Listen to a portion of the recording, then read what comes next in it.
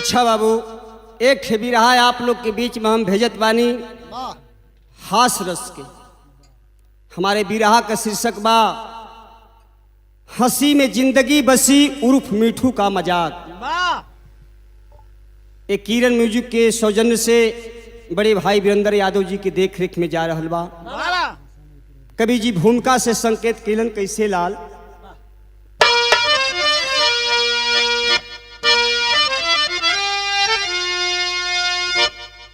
भाव से भावनाओं की मंजिल है बढ़ती,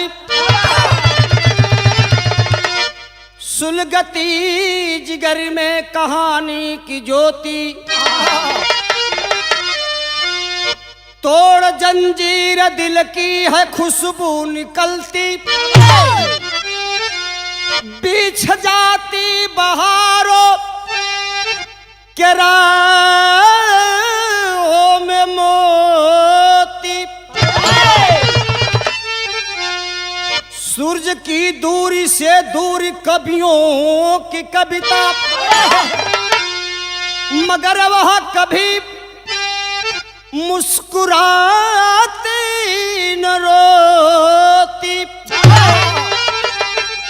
अरे मौला दल गंजन बाल सवर बिहोवल कहे, आस रस से अरे भरी दिल समंदर में गोती।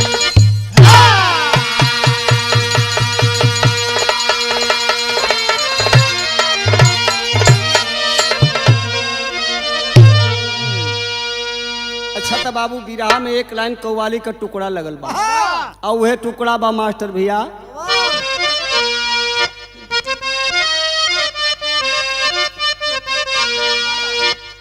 मेरे खूनो दिल की मेहंदी,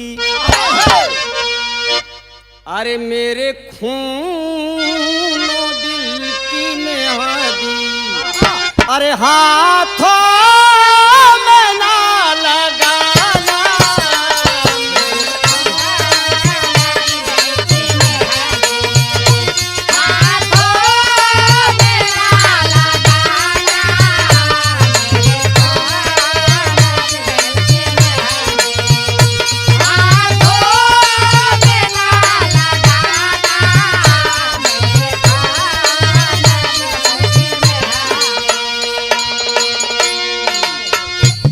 मेरे खून दिल की मेहंदी हाथों में ना लगाना,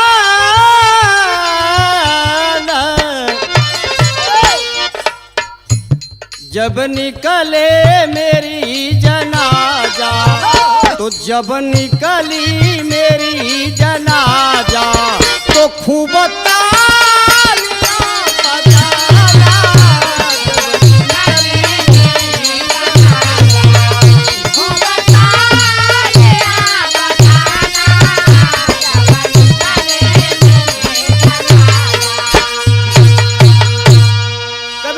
बिरहा में भाव बड़ी सुंदर लिखलन लाल। कैसे लिखलन?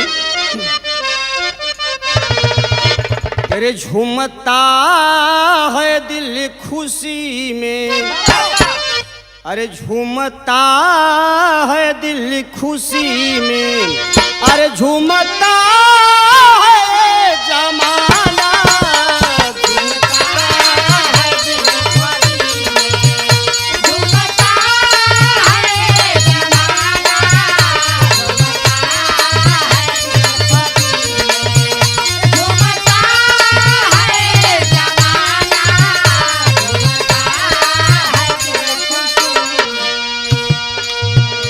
झूमता है दिल खुशी में, झूमता है जमाना,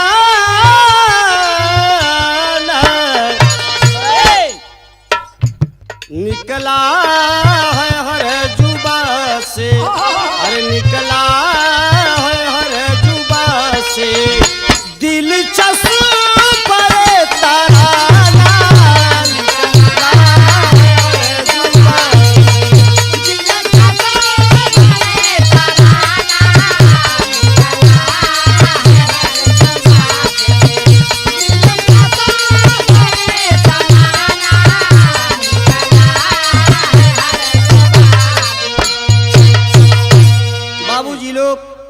हमारी हमें से कहानी शुरुआत बा। कवि जी नजम से भाव लिखलन लाल, कैसे लिखलन?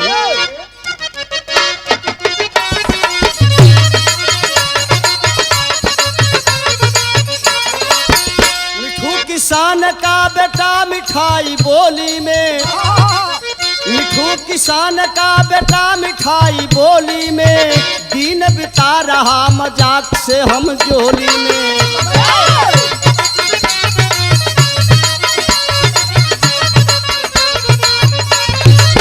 कहें बुढ़ऊ की बेटा हमको तूर जाओ ना,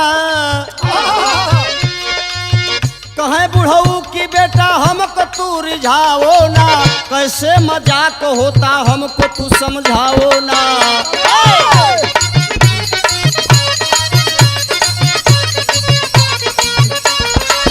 कहा मिठू बाबू, कहा मिठू बाबू कहियो मजाक हो जाई,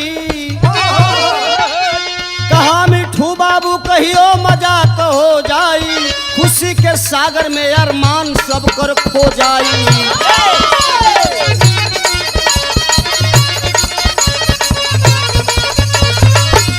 एक किसान का बेटा बाबू, जेकर नाम मिठू बतावल गल। मिठू बड़ी मजाक करे, संगी साथी के भरमा के दिन भर बिताए दे। कोई साथी एक उठ करके और मिठू के बाबू के पास पहुंचल और जाके कहलस कि चाचा, तो हर लड़का जौन मिठू बाड़न उनके बोली में बड़ी मिठाई बा, इतनी मिठाई बा कि दिन भर हमहन के बहला के रख दे थुन। मिठू के बाबू जब सुनल तो कहल करे पगलाऊ कितना मजाक करत बारी, अच्छा तो आवे दस, अगर घरे आई तो ओकरा से पूछब कि मिठुआ तू बड़ी मजाक करत हुए, तो तन की हमरो से कर तो तन देखी कि कैसन मजाक होला। तले मिठुआ घरे पहुंच गए। आ मिठुआ के बाबू जब देखल तो कहल रे मिठू तनी मजाक कर हमसे, मजाक कर तनी देखी हम। मिठुआ कहलस कि हाँ कैसे मजाक होला। तब मिठुआ कस के अच्छा बाबू तोहरे से मजाक करे में तो तन की समय तो लेवे के पड़ी ना। कहला कि हाँ तो के समय एक दिन दो दिन हम दे देते हैं, कोनो आजे थोड़ो कहते हैं कि कह दे, एक दिन दो दिन में अपन सोच ली है, लेकिन कर तनी हम जरूर तोड़ देखिए कि मजाक कैसन होला। तो मिठुआ सोचत सोचत अपने भौजाई के पास गई। आज भौजाई कहीं गए तो फिर तरज लगावे के पड़ल।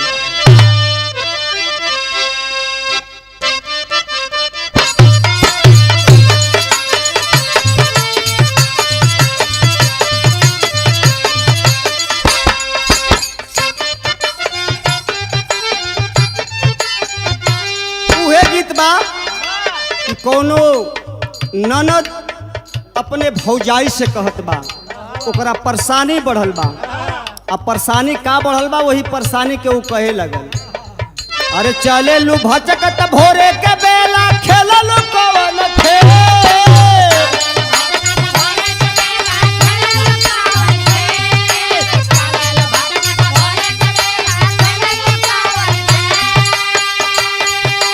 चले लू भचकत भोरे के बेला खेललू कवन खेल, माला वाला रे भाऊजी कमर में पड़ुआ तेल, माला वाला रे भाऊजी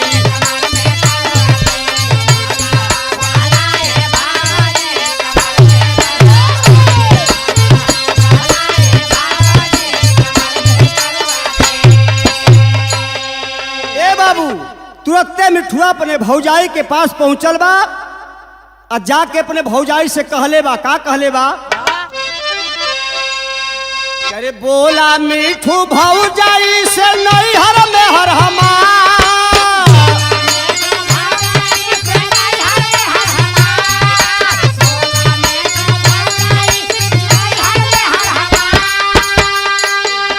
अरे बोला मिठू भौजाई से नहीं हर में हर हमार, बोला वादा ए भौजी लगत बा अन्हार, बोला वादा ए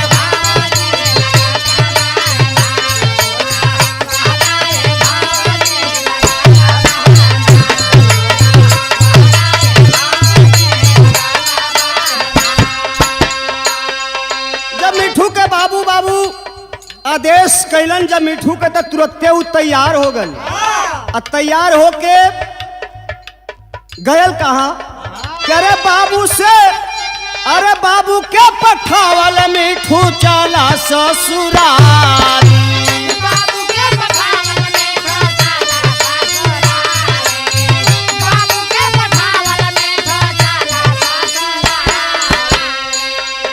अरे बाबू ऐसे करब मजाक ना पारी।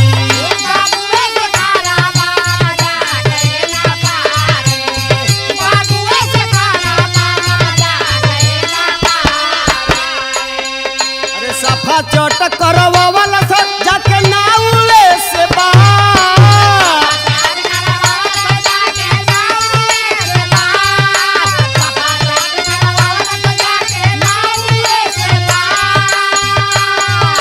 सफा चोट करवा वाला सजा के नाउए से बार बोला वादा ए भाऊजी लगत बान्हार। बोला वादा ए भाऊजी।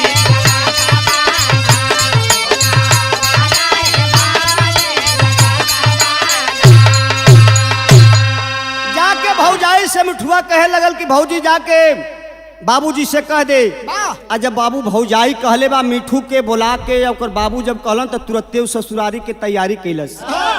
तैयारी जब कैलस तो गईल कहाँ, एक बाजार में गईल और बाजार में जाके ठकुराई के पास करस कि भैया हमार तनी झटका से बार बनाव, हमके बड़ी दूर जाए के बा। ठकुराई पूछे लगल कि भैया कौन काट के बनी, आखिर बतैबा तब ना। देखा हमरे सैलून में सब काट में बा, सब फोटो बा। आय हाँ बीछ लो कि कैसन बनी तो मिठुआ कहलस कि हमार साफा काट बनी। तब हम बतावत हैं भैया साफा काट कैसन होला। ठकुराई बेचारा ताके लगल कि भाई एमन कहीं साफा काट लौकते नहीं खी, ई कोनो नया डिजाइन चल गल का। तब कहस कि भैया हम देहाती हैं, तनके सब बढ़िया से समझा के हमरा के कह दी। अरे मिठुआ कहलस कि अरे महाराज कहीं के चट से लगा के पट से मार दो। कहलस कि भैया चोट से लगा के पट से मार दो, साफ बताएं भैया। तब मिठुआ कहस कि पानी लगा के छील दो। कहस कि बस बस भैया तो बड़ी जल्दी काम कर दे बाप को। वो पानी लगा के बार छील देहलस, दाढ़ी बना देहलस। तब मिठुआ कहस कि भैया मोछो छील दा। ठकुराई कहस कि भैया कुछ घरे बात होत ना न है। कहस कि तू भैया ये कुल पूछत का हुआ, तोरा बात से काम हो कि पैसा से काम बा। अरे हमार बार जहाँ बात तहाँ तहाँ छीलो। हाँ जहाँ बार बार तहाँ छील, तू अपन पैसा लो, है बरबानी छीलो। ठकुराई सोचे लगल कि आय हो बाबू ई कहता कि जहाँ जहाँ बार बार तहाँ तहाँ छील, तब तक कुछ और बार बार ई काम बढ़ावत जाई। तब ठकुरैया कस कि भैया ऐसा बात बा कि आप 1 रुपया मत नहीं है जैसे जाए, हम पैसा आपसे नहीं मांगल। मुठुआ कस कि ना ना पैसा तोहरे एगो ठन्नी ना लेके जाई, जवन कही तवन दे, लेकिन बरवानी हाँ बरवानी छील। बेचारा हिम्मत बांध के कैसे हूँ बरवानी छीलस दोनों। आ जब छील दिहलस तो चट से मिठुआ पैसा दिहलस, ससुरारी चल गई। आ जब ससुरारी में पहुँचल बा तब वहाँ के जब ससुर सार देखलन बाबू मिठू के, तो कहलन कि आय हो बाबू ई कैसन बजर आ गई हो भैया। न पानी के पूछत न दाना के, पहले कुशल मंगल पूछे लगल, तरज लग गई।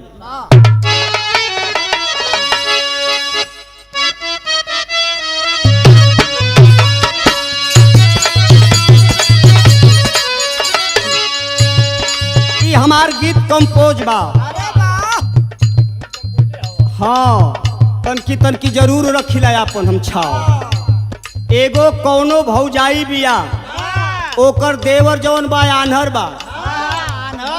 आन्हर आन्हर काना होके कल जाला। उ आन्हर बा लेकिन होशियार हो गल बा। आ जब मन सेधु उनकर केरो चल जाता अपन फेर फार में पड़ जा दूसरा, तब भौजाई जौन बा परेशान होके आ अपने पति देव से कहतिया कि अरे अब तब बुझाता, अरे अब तब बुझाता को वो सुना हट में पटती। अब तब बुझाता को वो सुना हट में,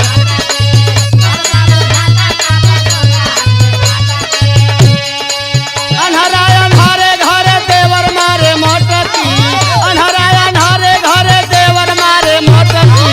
अब तब बुझाता को वो सुना हट में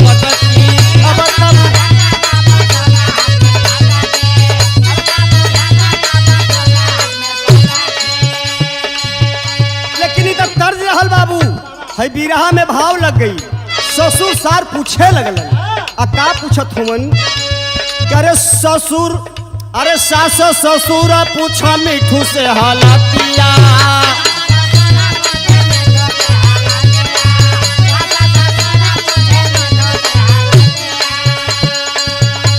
अरे गौवा घरवा का बेटा कह कुशलतिया, गौवा घरवा का बेटा कह कुशलतिया। सास ससुर पूछा मिठू से हालतिया।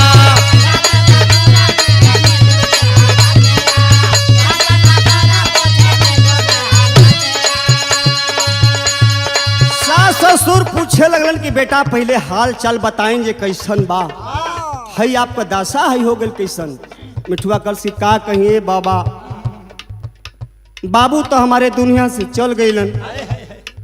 आज 10वां रहल, सब बार और छिलवा के कोई के मौका ना लगल तो हम ही सोचलिए कि झटका से लिया के दिने भर में चल आई, जल्दी विदाई करी जा। ससुर कहलन कि रे महाराज ठीक बा, बार और तो छिलवाई ले बनी, जौन होनी होखे वाला रहेला तौन तो होइबे करेला, हई बरवनिया काहे के छिला लानी?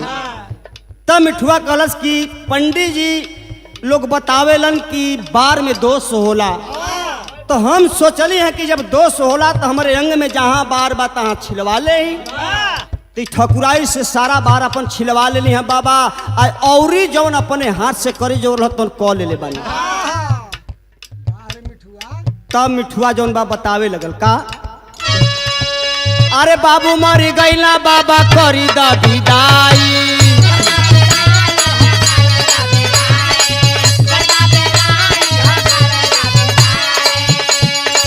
परसों बा काम जइहा नेवाता पाई।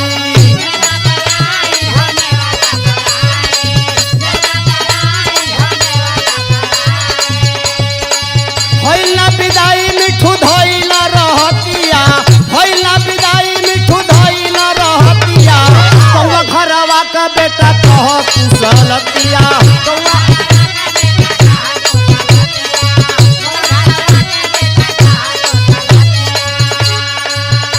मिठुआ कलश की बाबा जल्दी विदाई करी। मिठुआ का ससुर कहल कि पाहुन आज हमार दिन ठीक नहीं खे, एगो तो एक आफत आप पर आइल बा, कौनो बात बिगड़ जाई तो बड़ा अफसोस होई, दिन हमार खराब बा। आज जब परसों दिन कामे बतावत बानी तो आप जाई अपन कार्य भाल संभारी, अब परसों दिन हम साथ में कर लिया नहीं चल रही। आज हम विदाई ना कर सकीला। और मिठुआ जो लाचार होके बाबू ओया से लौटल अपने घरे केवर कलश के आखिर घरवा जाए तो का कहब कमाओ नहीं भई, काम गड़बड़ा गई नहीं कैलन, सब घरे कैसे जवाब दे। और जब घरे के ओर चल दरस बाबू तब यहाँ बिराह में कवि जी के तरज देवे के पड़ल।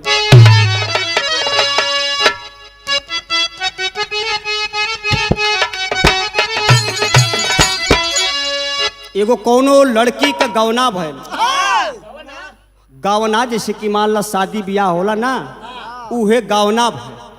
उ बेचारी मायके से ससुराल गई, और जब ससुराल में गई तो ओकरे पिया में कुछ कमी मिल गई। अब बताए खुदे हम कि का कमी रहल। कमी जब मिल गई तो बेचारी कुछ दिन बितौलस, जब विदाई भइल अपने मैके आई तब अपने मतारी से वो कहे लगल, का कहतिया,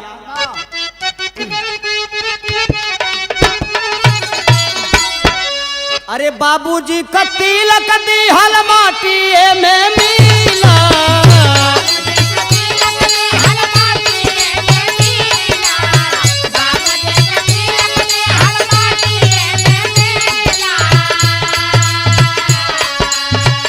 एको दिन खोटिया का पटियो लाहिला।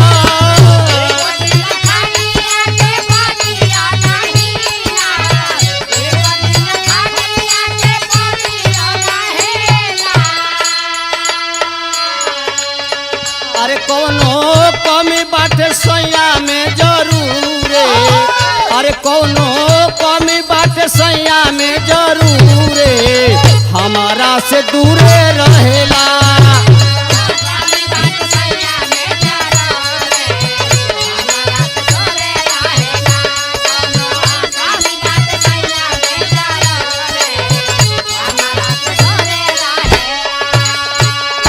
मिठुआ घरे कवर आवत बा, से मजाक को के मिठू आयल घरवा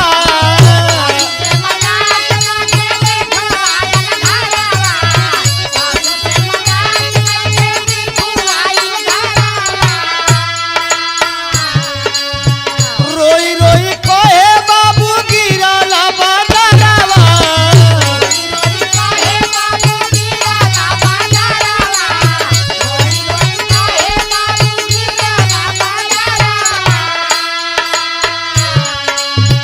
अरे ससुर मरी गईल अली दसवा खाई के अरे ससुर मरी गईल अली दसवा खाई के पारावा छिलाई के ना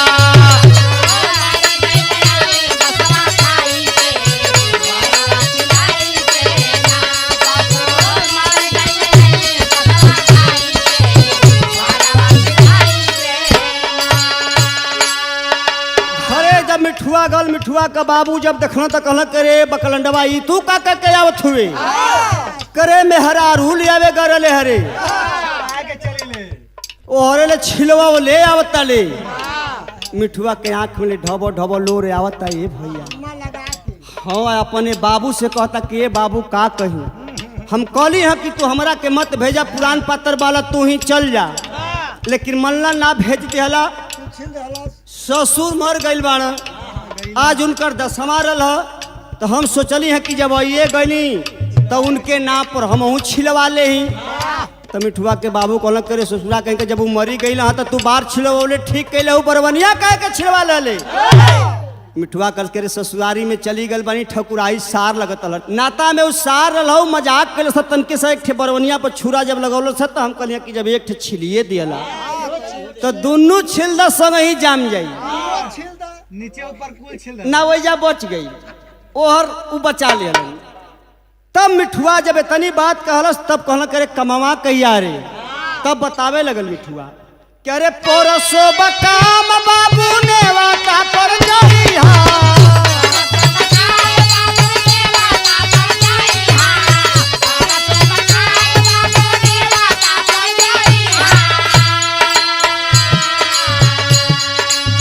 कमावा बिता के पतो लेके आईहा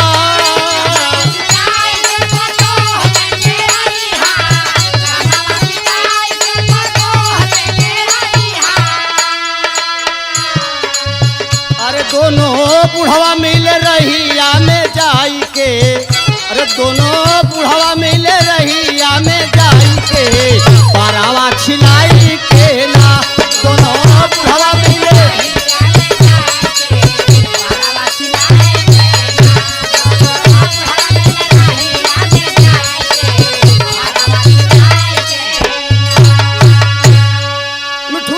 कि बाबू परसों दिन काम बा आ अब देखो हम जाई बोई बुढ़ऊ कहल करे पगला तब गई रहे हुई जब दसमा रहा तो कुछ खैलहूँ पियले होई बे कहलस कि हाँ खाए के तो कुछ खैले जरूर बानी तब बुढ़ऊ कहला कि तोरो तो जही के परी ना दसमा में जब खा रहे तो काम में ना खैबे कहलस कि भैया बाबूजी हम ना जाई अब हमारी हिम्मत नहीं करत आ जा न्योता पर आ न्योता बिता के आ वही समय हमारे औरत के लिए ओले चल है।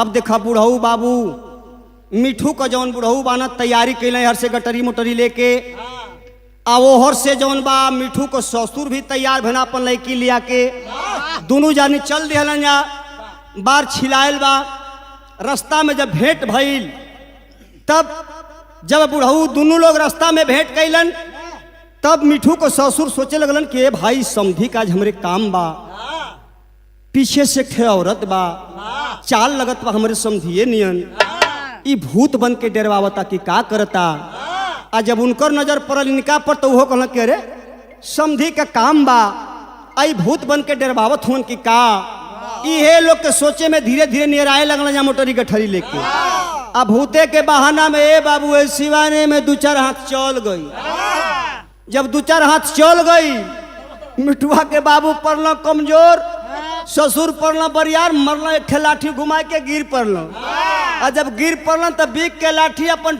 घुटना से चालू कैलन ससुरु तू हमके डरवावत हुआ तू नहीं जानता हो भूतन से हम डराइला पाहुन गई रहा कह के आवत हो कि बाबू मर गल हमन काम हो आहे रास्ता में हमनी के तू छेकत हुआ तबले कहला कि बस करी ए भगत अब जवन मार लहनी तो मार लहनी अब मत मारी सारे कोले रहा कि तो से मजाक करो तो उ एक कि नहीं मजाकवा को दहलस चली चली चली घरे चले के लौटलन जा तबले मिठुआ ओहले ताकत बा कि कब ओहले आवत तन जा जैसे ही वो गांव में ढुकल है तले गांव ले बहरिया गल और जब बहरिया गल तब कभी जी ठे बिराह में तर्ज दे दहल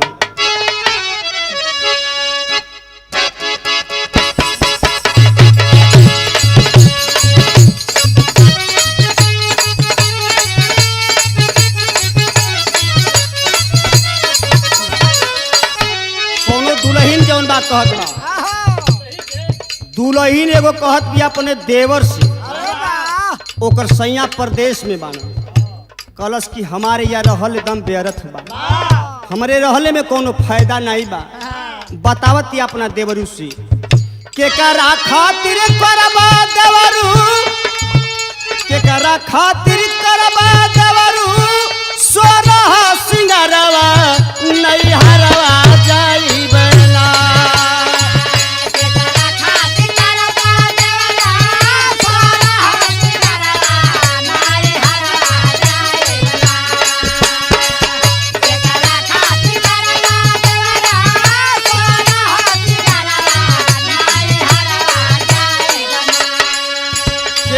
खातिर करबा देवरू सोरह सिंगारवा नहीं हरवा जाई बना अरे पिया बिना शोभे ना कजरवा हम नहीं हरवा जाई बना पिया बिना शोभे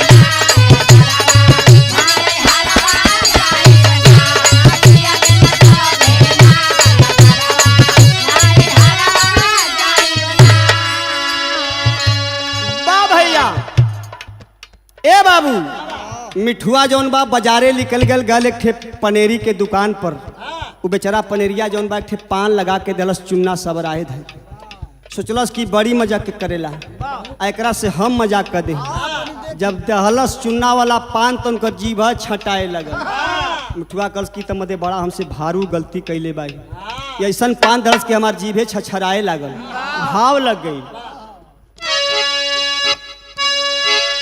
अरे पान खाए गईला मीठू पान के दुकनिया सयतनिया कैलस ना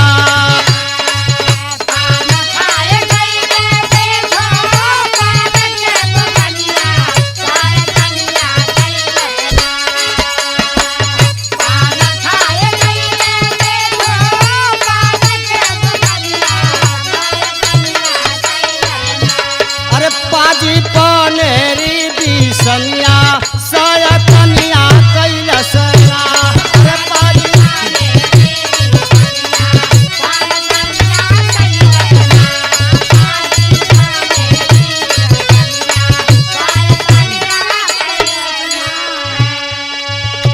डाली देला चुनावा मोर जीभ छर छराला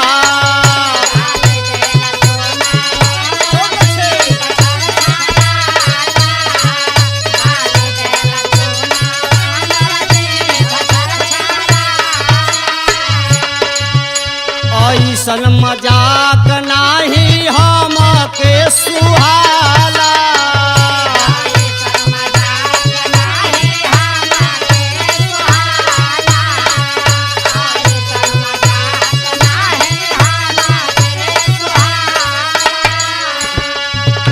करब मजाक हम आई एकर धनिया सयतनिया कैले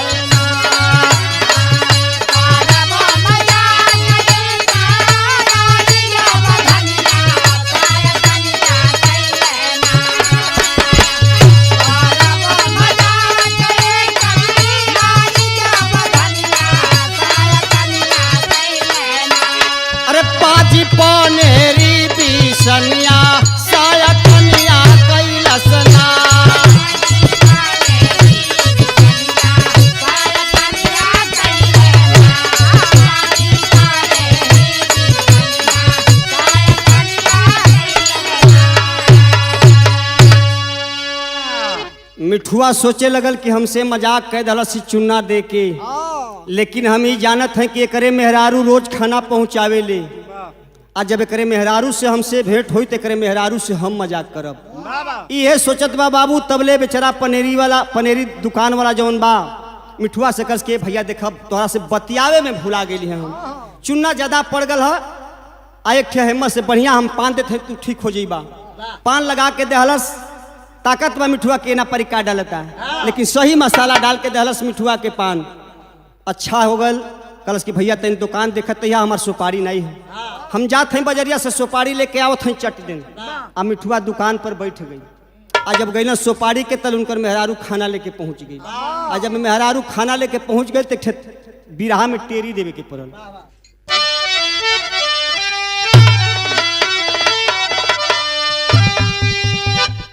क्या रे भोजनिया लेके अइली दुलही, अरे भोजनिया लेके अइली दुलही, तो पान का सामान लेबे गई ना छोड़ दू कनिया।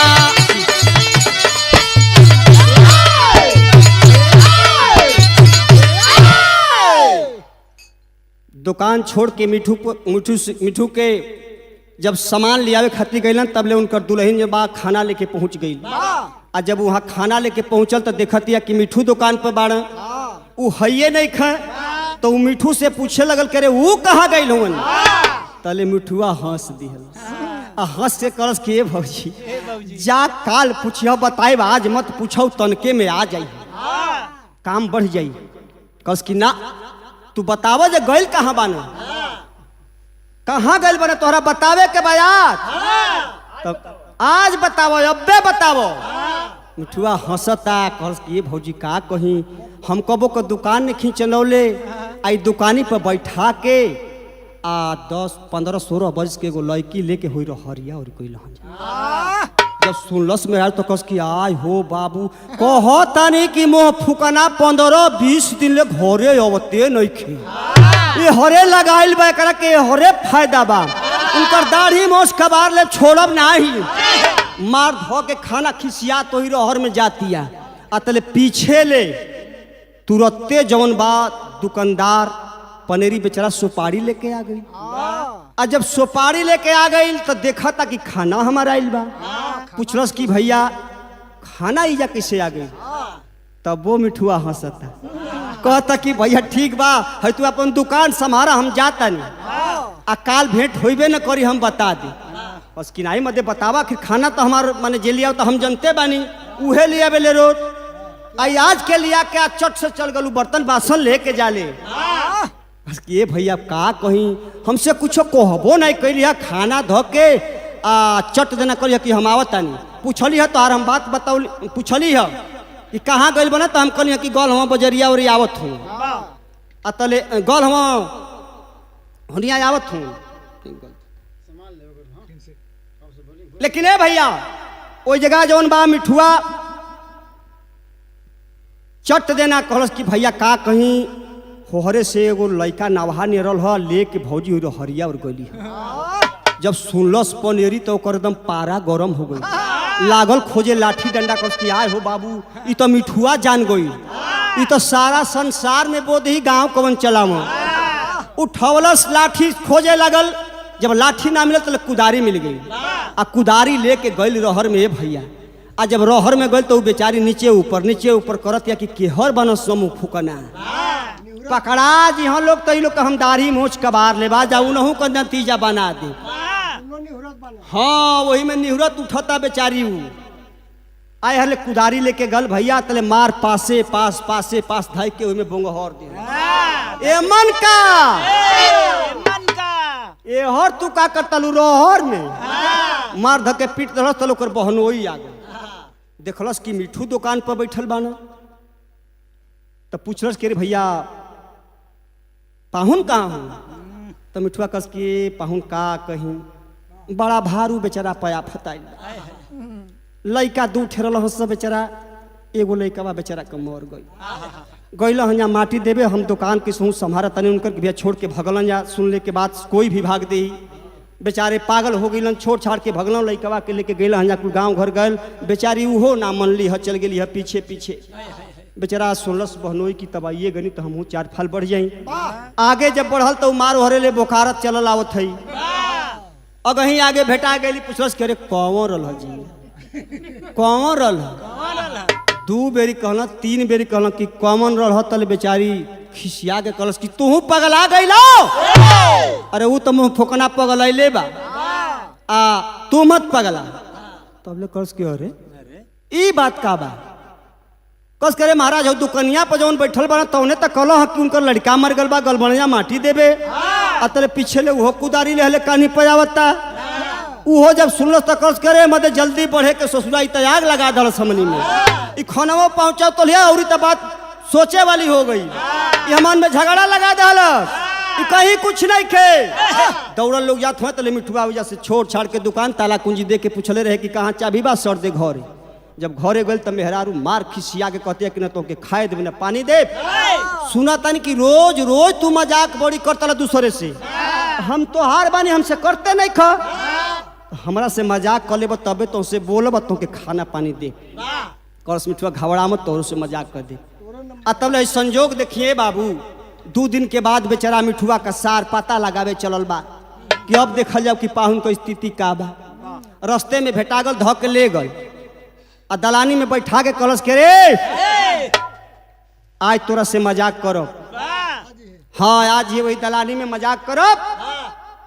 एकदम निंगे धरेंगे खाना खा के जब सब सूत जाई तब धीरे से गली धरिए आ बैठका में आ जी आ कह के अपन चल दिया कर कि ठीक बा चली हम आओ। आ जब घर में गल तो कस के पाहुन का कहीं एगो डाइन ही इतना परेशान कैले भी हमरा के। आपे आखिर सोच नहीं खुद चलाक बाने कि अपने बाप के कोई मुआ सकेला। बाप के कोई ना मुआई सार कस की ना पाहुन ऐसा तो नहीं हुई। ससुर के कोई जेते मुआई उ डाइन हमके परेशान कर दिले बिया हमरे माथा के चाट गल बिया। ये पाहुन कहे के का तले कहा जाता का। अब बताइन जे हम गई नहीं तो हमारा तन को पते नहीं खे चलत। हम बाढ़ी दाढ़ कुल सब बनवा मनवा के अरवानी बरवानी कुल छिड़वा लहनी। कहे के का तले कहा जाता का। ओ जब बबुओ के मुआ दहनी कहा जाता का। ससुरों के जानी तो कह दहनी हमरा से कुछो समझे में नहीं ख्यावत बोला जाता। तब अल्लाह से फरमान लगा सरबा कसी घबरा मत। तब तो इतना दिन से तू का करता लहा हम तो ओझा हैं उनकर मौन मना दे। हाँ उनकर मौन मना दे। अल्लाह का भाव लग गई।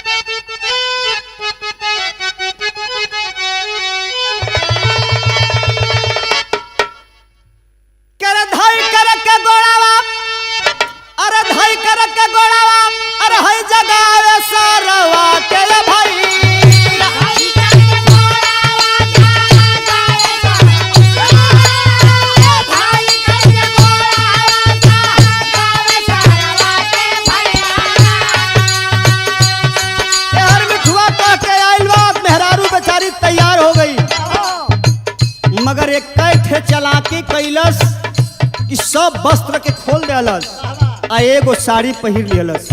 कलश की वही जगह चलब तो जवन कुछ होई रास्ता में शायद अगर कोई भेटा जा तो हम कैसे मुंह दिखाई। साड़ी पहिर के चलल बा आ जब दरवाजा पर गइल बा सिकड़ी खटखटौले बा तब ले मिठुआ चट जा पर सिकड़ी खोले ताकता।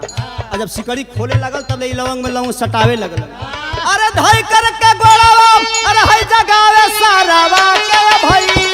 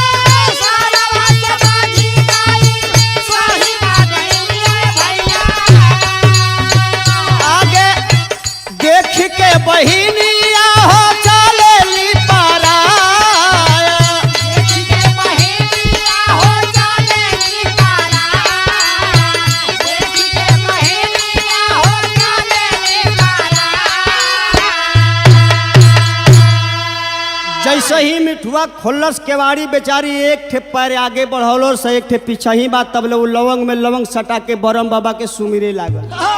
जब सुनलस आवाज दू गो तक की आय हो बाबू में दू गो लागत सो चट से लौटल हो जगह से भागे शुरू कैलस।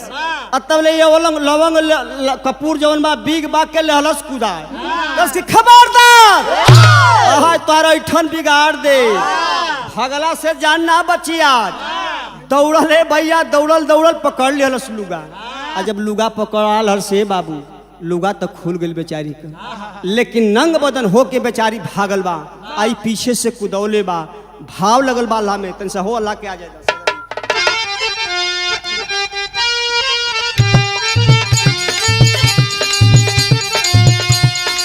आगे आगे डाइन भागे पीछे वो धसारा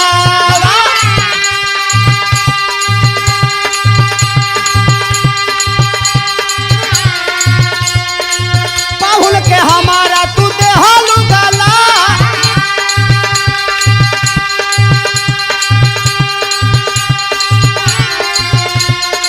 बहुत दिन तक जिसका छोड़ाई देव मना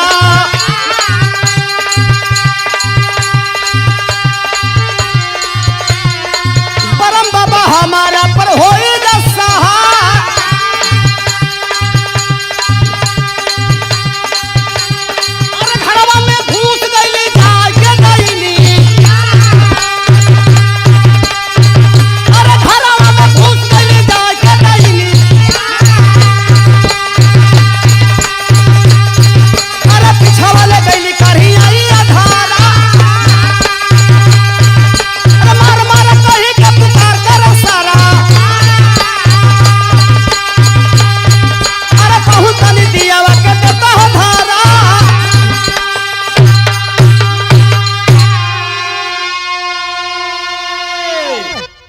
भागल भागल मेहरारू घर में गए पीछे से कुदौले चल गए बाबू सार जाके पकड़िए तले हलस आ धैलस करियाए कलस कि अब जान तो हर बची ओची नहीं पाहुन के गला दहलू। आई बात हमें अब जलनी है, अगर कहीं पहले जान गए रहती तो तोहर मन पूरा दिले रहती कही। अब बेचारी जौन बात तवन धीरे धीरे नीचे के खींचत बिया कि कैसे हूँ बैठ जैती आ उ धोय के भैया ऊपरे के चपले बाही ही करे नीचे जो ही नहीं खेदे। मेहरारू बेचारी के जाने के तना खिंचले बा ऊपर के कहता जाए ना दे भो अब तो तोहर हम ऐठन छोड़ा के छोड़ो तो आज न पाहुन कल पहले कल होता तो तोहर मन के चिस्का छोड़ा दे रहती। ए पाहुन जल्दी दिया बार के अब लिया वो धोले ले इनके जाए नहीं दे। तब मिठुआ कालस का ललटेन एगो लेके शीशा हटा देलस आ बार के भ भ भ भ भ भ ले ले चल जाता घर में। तब अंतिम में बतावल गई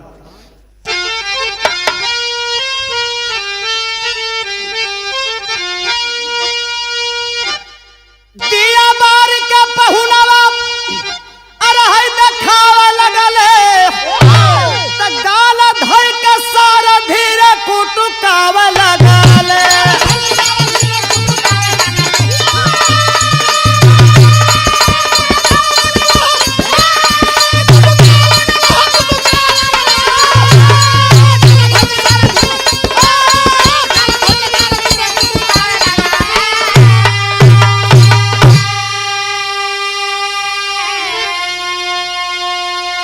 जब भैया दिया लेके पहुंचल बा मिठुआ तब ओकर सार कलश की पाहुन इनके मजे तरीका से धले रही, इनकर जान बच्चे वाला नहीं है।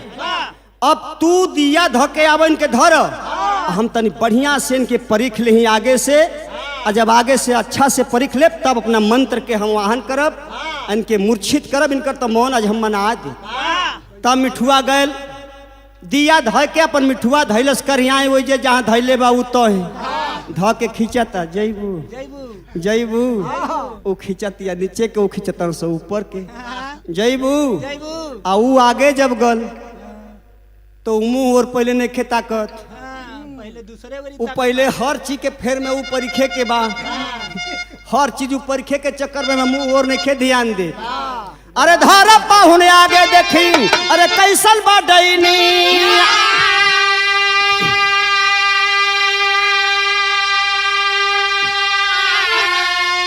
अरे अरे देख कर दिया गाल पर मारे, अरे मुदले आँख बहिनी।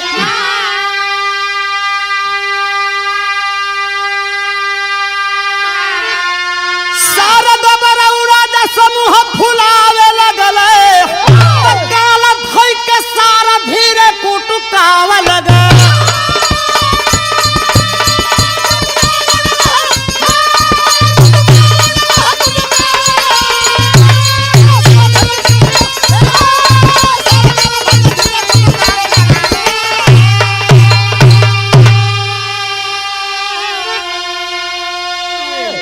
आगे जब गल तो दूसरे सामान के चक्कर में पड़ गल। तब ले ओकर बहिन जौन बा देखत देखत जब नियरे कुछ होखे लगलन तले खींच के मरल तप्पर ताम दे गल फर। अरे पगला तूहू पागल हो गइल बाले, ऊ तमो फुकना पगलइए गल बा। तब ले जब नजर पड़ल जब मुंह पर तकल की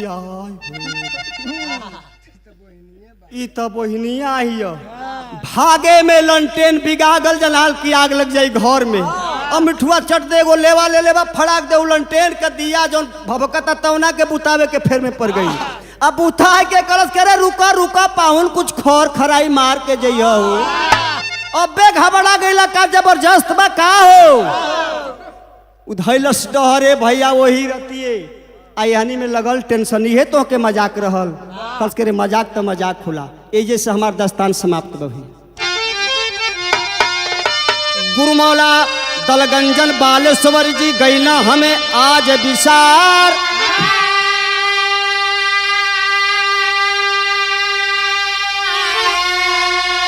सरजू चौबे शिवजी आजम जोखन थमलिया पतवार भोजनिया लेके अइली दुलही।